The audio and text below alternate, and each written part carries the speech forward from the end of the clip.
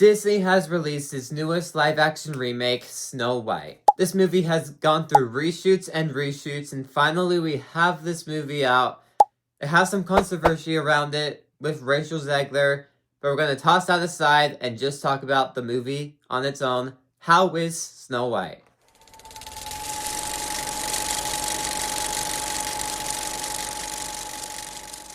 If you want to see my thoughts on the 1937 original film of Snow White and the Seven Dwarfs, you can find that video right up here. And with that said, let's get started.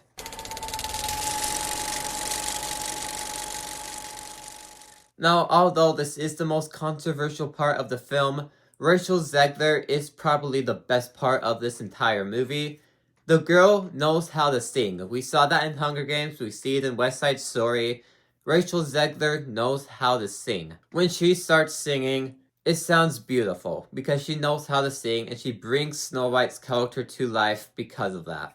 And acting skills, she's able to act just like Snow White would. In the original movie, she's able to bring that character from animation to live action, but also adding her own spin to the character. Speaking of singing, the original songs in this movie aren't bad. Normally, when Disney live-action remakes try to add in an original song, it just fails to do so. But Snow White actually brings in a lot of good original songs. Some are catchy, but other ones are actually pretty good and well written.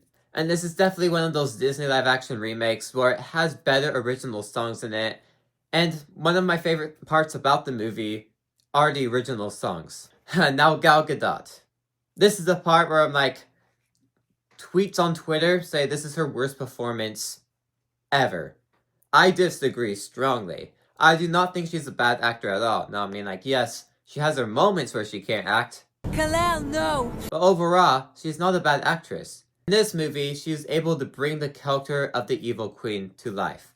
Now, I do have a few nitpicks with her performance, but I found myself enjoying her performance. It's not my favorite of hers. It's not an Oscar-level performance, but it's a safe performance of the evil queen, and I still feel like she was able to capture the character of what the evil queen is. Does it match the original film? No, but it's not her worst performance. And she's getting over-hated online. And a big key thing, this movie fixed all of my problems that I had with the original film. Now, like I said, you could check out that review if you wanted to, but my problems is that the pacing was off, and I feel like more characters need to be fleshed out, and they needed to add more to the storyline to flesh out the entire plot. But in this movie, none of those problems are here. They fixed all of those problems. Each scene is not a 10-minute segment, and flows a lot nicer. And we got to flesh out a lot of these characters. We got to learn more about Snow White. We got to learn more about the evil queen. We learned more about the characters. So, theoretically, this movie is better than the classic original film.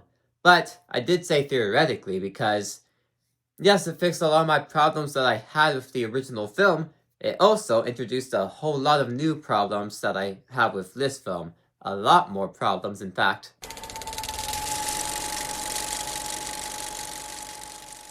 First off, this movie feels like a completely different story. It has the Snow White story in there, but it's not the main story of the movie. They added this entirely new story onto the movie that doesn't really match what the original movie brought. It doesn't really feel like a Snow White story. And the story doesn't really capture the same magic that classic film brought. It makes it feel like a completely different movie. It just feels like they slapped the title of Snow White on the poster, on the movie, just to have people go and watch this movie because they didn't know how to market it. So what's the best way of doing that? Make it a live-action remake. Now, it doesn't fully feel like that, but the way the new story is done in this movie, it kind of makes it feel like that. Now, earlier I did talk about Gal Gadot and how I said I don't think this is a bad performance. I do have one problem, though. Her song in this movie. I don't like how the song is written, and I don't like how the song is sung. She is not a bad singer. I liked what she did in Ralph Breaks the Internet as Shank, but in this movie, she does not sound good at all. Not only does the villain song suck in this movie, I hated it. It's the worst song of the entire movie, but she just doesn't match the same vocal tone that the evil queen should have when singing. She matches the character perfectly until this song. She sounds like herself, but not the evil queen. like she should be. It doesn't help that the song's not good or well written, so that's kind of balances out and makes it a bad song.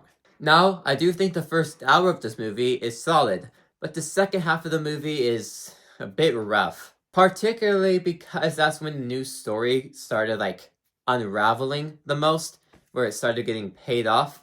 But it also captures none of the magic that the original Snow White brought. The first half of the movie at least still felt like a Snow White movie, as the second half just felt rushed, chopped together. It didn't really capture the same feel that the original movie brought, and doesn't feel like Snow White. And Snow White is iconic for its poison apple scene, being kissed back to life from true love's first kiss. Well, that scene feels completely forced into this movie. Kind of goes into my point of earlier, where it doesn't feel like a Snow White story at all, and it's through the name of Snow White just to get people watching the movie, because just the poison apple scene where she wakes up from true love's first kiss is forced. The romance is forced. They didn't want to do that Snow White waiting around for a prince to save her storyline, so they changed it up, and just the way they changed it up made the romance feel forced. No one falls in love that quickly in real life. You didn't really feel for the romance. It didn't seem like a real romance that would have actually happened. And by the time she does experience true love's first kiss, it's rushed over quickly just to finish off the story. Which, the amount of times this movie went through reshoots, it kind of makes sense why it's pretty choppy in the second half. But that scene felt completely unnecessary and was only in this movie just because it's Snow White. And then those CGI dwarfs. Now granted, they look better in the movie than they did for the trailer, but you also have to run into the problem of, why don't you just actually cast people that could play the dwarfs instead of CGIing them? Because the CGI looks fine, but it's off compared to actual real people. And I feel like if you actually casted people to play the dwarfs, they would have looked 10 times better. And I also did feel like the dwarfs weren't able to fully capture the same magic that the original movie brought for the dwarfs. The dwarfs in the original movie I find hilarious sometimes and still make me laugh. Now, these dwarfs have a few good jokes, but they're not really as good. And by the end of the movie, they didn't really seem important at all, and were just there because, again, it's Snow White.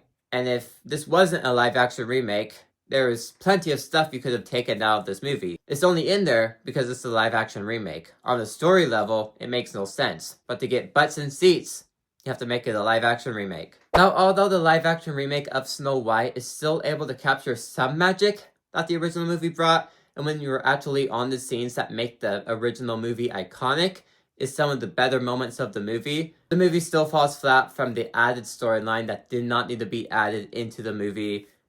But granted, this is not a bad live-action remake, but it's not a great live-action remake. It could have been 10 times better. It is saved from some of the acting in here, and the songs, but other than that, it's another live-action remake. That on its own tells you what to expect from this movie. But anyways, if you like this video, maybe these ones on the side interest you too, like, subscribe, and see you guys next time. Goodbye.